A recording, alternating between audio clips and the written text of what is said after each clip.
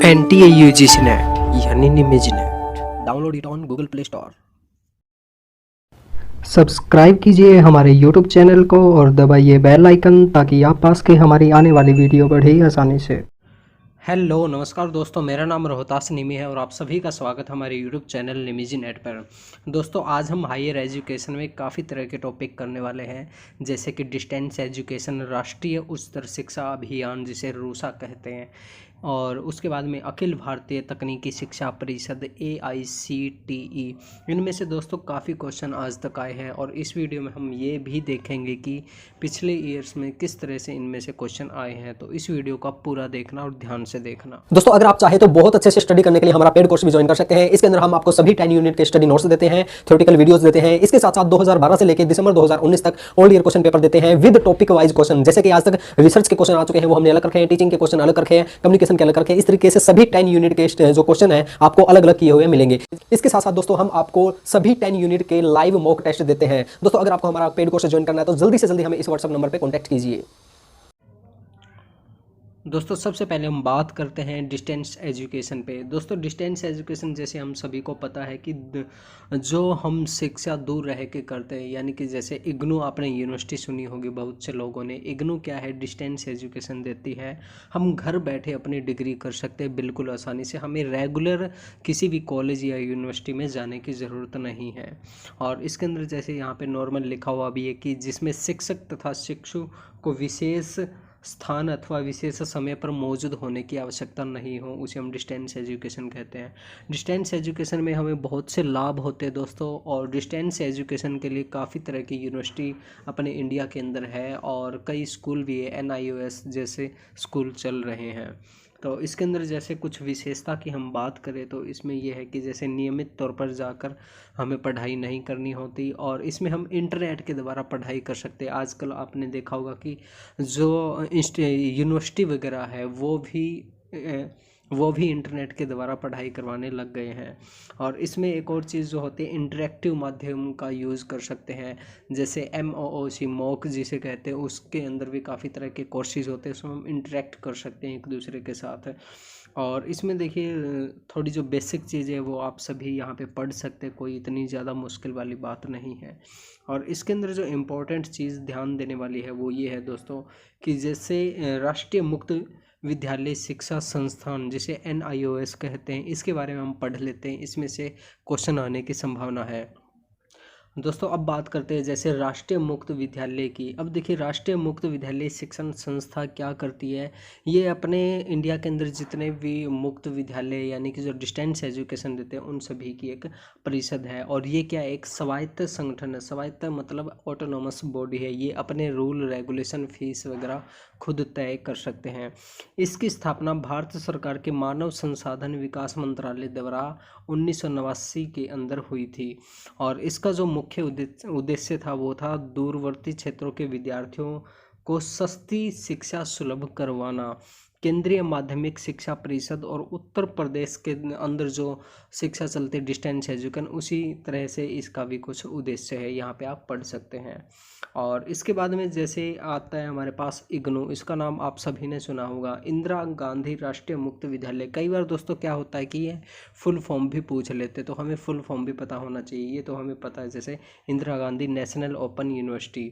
और अब इसे देखते दोस्तों, इसमें क्या खास बात है। भारतीय संसदीय अधिनियम के द्वारा सितंबर 1985 को इसकी स्थापना की गई थी। और ये क्या है दोस्तों? एक सेंट्रल यूनिवर्सिटी है। इसका मुख्य कार्यालय नई दिल्ली मैदानगढ़ी में स्थापित है। कई बार ऐसे भी पूछ लिया जाता है कि इसका मुख्यालय कहाँ पर स्थित है। तो ये चीज़ें छोटी छोटी चीज़ें जो हमें पता होना चाहिए। और ये दुनिया का सबसे बड़ा मुक्त विद्यालय दोस्तों, यानी कि ये दुनिया की सबसे बड़ी डिस्टेंस एजुकेशन यूनिवर्सिटी है। और इसके अंदर और भी कई चीज़ें यहाँ पे नॉर्मल चीज़ें दी गई है, ये आप यहाँ से पढ़ लेना। और उसके बाद में जैसे आगे आता है दोस्तों हमारे पास राष्ट्रीय उच्चतर शिक्षा अभियान। ये काफ़ी इम्पोर्टेंट है दोस्तों, रूसा में से काफ़ी बार क्वेश्चन आए हैं।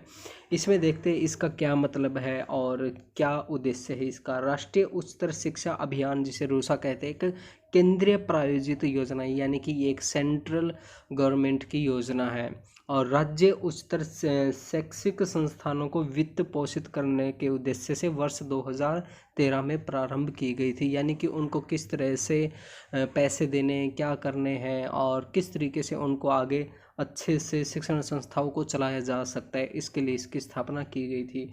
और केंद्रीय वित्त पोषण सामान्य वर्ग के राज्यों के लिए 65-30 के अनुपात में और विशेष वर्ग के राज्यों के लिए 90-10 का अनुपात इसमें निर्धारित किया गया है। ये एक छोटी सी इंपॉर्टेंट बात है दोस्तों, ये भी इसमें हमें ध्यान रखना है।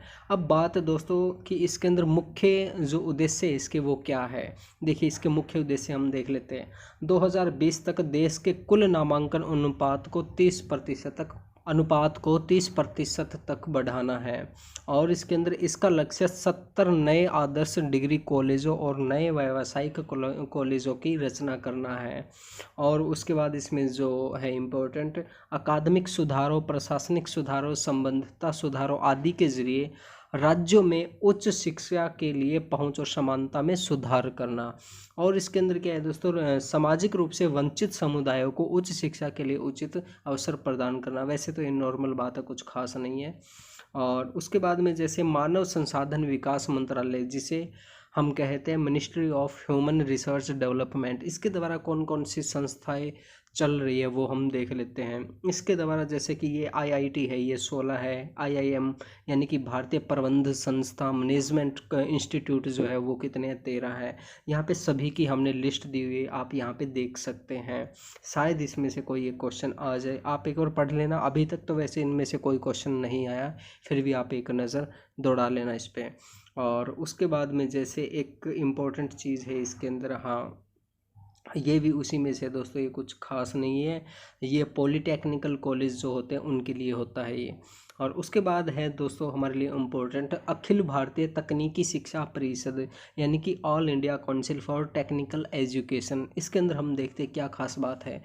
इसकी स्थापना दोस्तों परामर्शी निकाय के रूप में 1945 में की गई थी, यानी कि ये एक सजेशन देने के लिए इसकी शुरुआत की गई थी। 1987 में इसे संसद के अधिनियम द्वारा सांविधिक दर्जा दिया गया।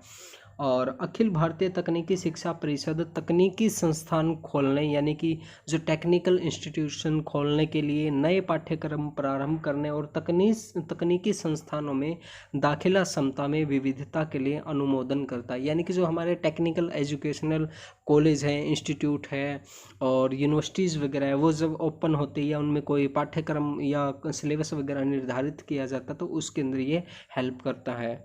और इसमें हम देखते हैं जो भी है इम्पोर्टेंट चीज़ें। और इसके अंदर देखिए अखिल भारतीय तकनीकी शिक्षा परिषद का मुख्यालय नई दिल्ली के अंदर स्थित है। इसके 7 क्षेत्रीय कार्यालय है, कोलकाता, चेन्नई, कानपुर, मुंबई, चंडीगढ़, भोपाल और बेंगलोर में। और अभी हाल ही में इसका एक और खुला है हैदराबाद में, जिसका अभी जो कार्य है वो शुरू नहीं हुआ है। उसके बाद हम बात करते हैं दोस्तों भारतीय उच्च अध्ययन संस्थान, Indian institute of advance studies. दोस्तों इसमें से करीब आज तक 2 से 3 बार क्वेश्चन आ चुके हैं, ये हमारे लिए काफ़ी इंपॉर्टेंट टॉपिक है। इसके अंदर क्या है दोस्तों हम देख लेते हैं। एक तो जैसे इसका नाम हमें पता होना चाहिए, पूरा फुल फॉर्म पता होनी चाहिए। भारतीय उच्च अध्ययन संस्थान भारत के हिमाचल प्रदेश के राज्य की राजधानी शिमला में स्थित है। तो दोस्तों ये शिमला में स्थित है। ये एक बार डायरेक्ट क्वेश्चन पूछा था कि जो Indian institute of advanced studies है वो कहाँ पे स्थित है, ये पूछा हुआ था। और इसकी स्थापना दोस्तों मानव संसाधन मंत्रालय द्वारा की गई थी और इसकी स्थापना 1964 के अंदर की गई थी और कार्य इसने 1965 के अंदर करना शुरू किया था। और इसकी जो कुछ खास बातें हैं ये देख लेते हैं दोस्तों। जैसे कि हमें नाम से पता चल रहा है एडवांस स्टडी, यानी कि एडवांस स्टडीज़ के लिए इसकी स्थापना की गई थी। इसमें क्या होता है दोस्तों, सृजनात्मक सोच बढ़ाने का ये कार्य करते हैं। ये जो इंस्टीट्यूट है उनको बताते हैं कि किस तरीके से क्रिएटिव तरीके से काम करना है ताकि बच्चों में अच्छे तरीके से उनका मानसिक विकास हो सके। उच्च परामर्श सहयोग हेतु सुविधाएं देता है ये। उसके बाद में ये जो रिसर्च कार्य जो होते हैं हमारे, उनके लिए लिए राष्ट्रीय सेमिनार, लेक्चर, संगोष्ठी, सम्मेलन आदि का आयोजन करता है। उसके बाद में दोस्तों जैसे व्याख्यान देने अथवा शोध संचालित करने के लिए भारत तथा विदेश से अतिथि प्रोफेसरों तथा अतिथि अध्येताओं को आमंत्रित करता है। यानी कि रिसर्च जो होती है, जो भी हमारी संगोष्ठी सम्मेलन वगैरह होते तो इसमें दूसरे देशों से जो लोग बुलाने पड़ते तो वो इसकी सहायता से बुलाए जाते हैं। ये काफ़ी हेल्प करती है रिसर्च के अंदर। और इसके बाद में दोस्तों हमारे पास राष्ट्रीय शिक्षक शिक्षा परिषद, इसमें से क्वेश्चन आया दोस्तों, शायद इसमें 2019 में ही क्वेश्चन आया था। इसकी फुल फॉर्म है दोस्तों national council for teacher education. अब इसमें देखते हैं क्या खास बात है। इसकी स्थापना दोस्तों 17 अगस्त 1995 को राष्ट्रीय अध्यापक शिक्षा परिषद अधिनियम 1993 के तहत की गई थी। यह एक स्वायत्त निकाय के रूप में स्थापित किया गया है। स्वायत्त मतलब वही दोस्तों ऑटोनॉमस बॉडी जो मैंने बताया। और राष्ट्रीय अध्यापक शिक्षा परिषद का मुख्य उद्देश्य क्या है? देश में अध्यापक शिक्षा प्रणाली के योजनागत और समन्वित विकास को प्राप्त करना। यानी कि जो अध्यापकों की शिक्षा जो है दोस्तों उसके ऊपर ध्यान देना। यानी कि जो हमें टीचर पढ़ा रहे हैं उनको भी टीच करना ज़रूरी होता है समय समय पर, तो उसके अंदर ये काम करता है। उसके बाद है दोस्तों राष्ट्रीय मूल्यांकन और प्रत्यायन परिषद, यानी कि जिसे नैक कहते हैं। इसकी फुल फॉर्म है दोस्तों national assessment and accreditation council. अब इसमें देखते हैं दोस्तों क्या खास बात है। इसका मुख्यालय दोस्तों बेंगलोर के अंदर है और इसकी स्थापना यूजीसी द्वारा ये दोस्तों एक स्वायत्त निकाय यानी कि इंडिपेंडेंट बॉडी है और इसे ऑटोनोमस बॉडी भी कहा जाता है।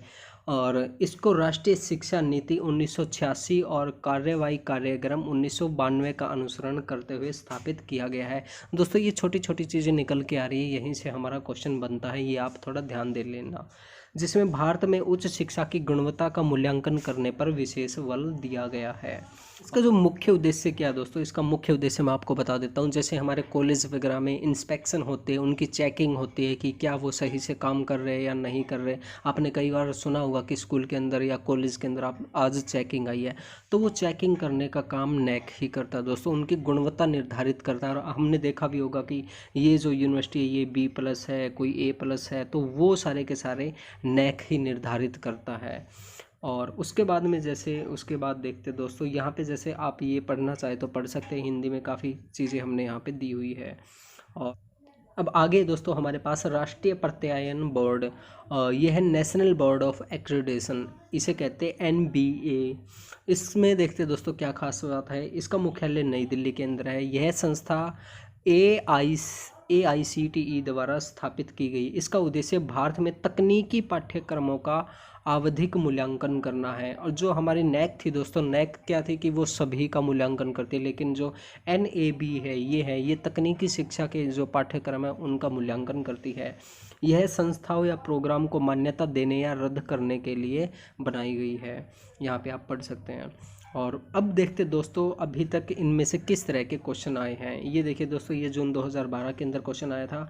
भारतीय उच्चतर अध्ययन संस्था यानी कि IIAS एडवांस स्टडी की जो बात चल रही थी, तो वो कहाँ पे है दोस्तों? शिमला के अंदर स्थित है, हमने बताया था अभी।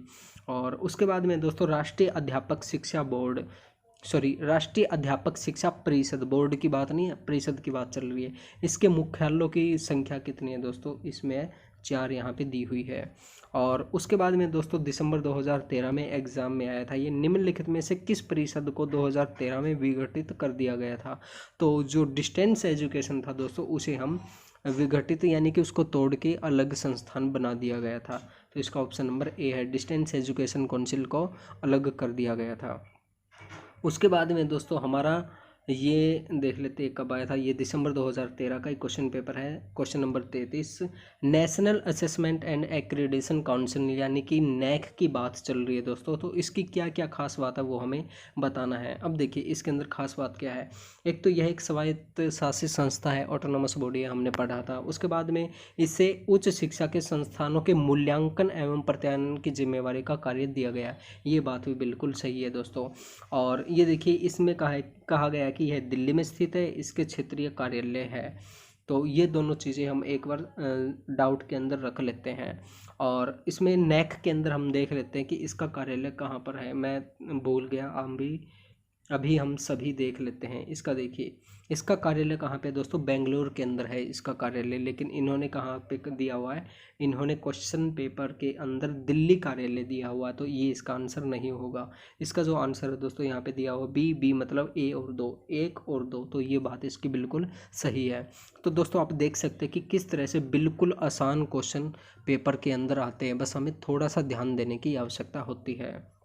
और आगे हम बात करते हैं दोस्तों, आगे हमारा, हाँ, ये आ गया रूसा का, दिसंबर 2015 के अंदर आया था कि रूसा की क्या क्या खास बात है वो हमें बताना है। में हम डायरेक्ट आंसर देख लेते हैं, आंसर नंबर 2 यानी कि ABC देख लेते हैं, इसकी क्या क्या खास बात है रूसा की। ABC सरकारी संस्थाओं की समग्र गुणवत्ता में सुधार करना, गुणवत्तापूर्ण संकायों की प्राप्त उपलब्धता सुनिश्चित करना, वर्तमान स्वायत्त महाविद्यालयों के उन्नयन यानी कि उनके सुधार, उन्नयन का मतलब सुधार होता है दोस्तों, सही से इसका मीनिंग नहीं पता, उनमें सुधार करना, ठीक है, आप समझ लेना जो भी है।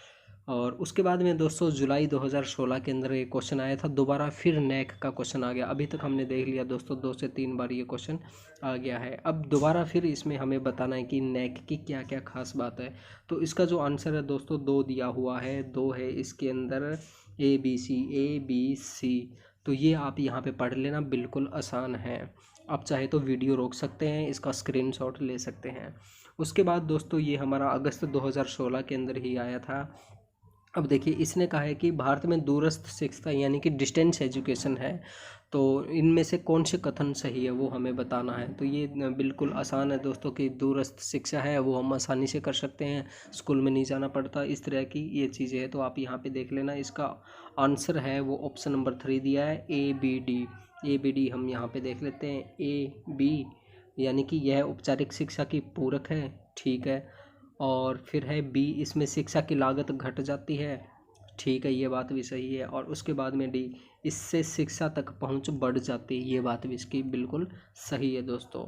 तो और इसके बाद दोस्तों हमारे पास 21 जून 2019 को ये क्वेश्चन आया था। इसके अंदर कहा गया कि एक ऑर्गेनाइजेशन है वो deal with the capacity building and research planning, यानी कि जो कैपेसिटी बिल्डिंग और रिसर्च प्लानिंग में कार्य करती है, तो उसे हम क्या कहते हैं, उसे कहते हैं दोस्तों NUEPA। अब इसमें यहाँ पे पूरा डिटेल दिया हुआ है, हम ये पढ़ लेते हैं। इसका मतलब क्या है, national institute of education planning and administration was established in the year of 1962 as UNESCO Asian centre for education planner. आप यहाँ पे पूरी बात पढ़ लेना दोस्तों, अगर हम ऐसे पढ़ेंगे तो बहुत लंबी ये वीडियो बन जाएगी, आप यहाँ पे पढ़ लेना, आसानी से आपको समझ में आ जाएगी। उसके बाद में दोस्तों जून 2014 के अंदर ये दोबारा क्वेश्चन आया था। इसके अंदर कहा गया है कि the present form of inter university board that was previously established for promoting cooperation and coordination among universities, ये है दोस्तों इसका आंसर ऑप्शन नंबर 2 है AIU। ये एक संस्था है दोस्तों, ऑर्गेनाइजेशन है, जितनी भी हमारी यूनिवर्सिटीज़ हैं उनकी ऑर्गेनाइजेशन है, यहाँ पे आप पढ़ लेना। और ये जब भी किसी यूनिवर्सिटी का सिलेबस वगैरह निर्धारित किया जाता है तो वो उसमें हेल्प करते हैं, एज ए सुझाव देते हैं। तो दोस्तों ये थे आज के हमारे इम्पोर्टेंट टॉपिक। अगर आपको हमारी वीडियो अच्छी लगी तो इस वीडियो को लाइक कीजिए, शेयर कीजिए, कमेंट कीजिए। और दोस्तों अगर आपने अभी तक हमारा चैनल सब्सक्राइब नहीं किया है तो प्लीज़ हमारे चैनल को सब्सक्राइब कर लीजिए और घंटी का बटन ज़रूर दबाइए ताकि आप हमारी आने वाली वीडियोज़ को आसानी से देख सकें। थैंक यू दोस्तों आज के लिए बस इतना ही। अगर आपको हमारी वीडियो अच्छी लगी तो इस वीडियो को लाइक कीजिए, शेयर कीजिए, कमेंट कीजिए। और दोस्तों अगर आपने अभी तक हमारा चैनल सब्सक्राइब नहीं किया तो प्लीज़ हमारे चैनल को सब्सक्राइब कीजिए और घंटे का बटन ज़रूर दबाइए ताकि आप हमारी आने वाली वीडियोज़ को आसानी से देख सकें। थैंक यू दोस्तों।